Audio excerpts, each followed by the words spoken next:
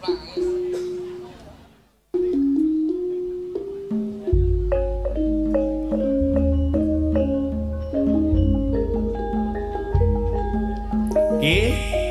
kula terti Raja Mangonan Kabujubang sing dalu. Mugi mereka terbaik mamae Dian iki wonten telatah wates winamung sambing Lamongan nggih.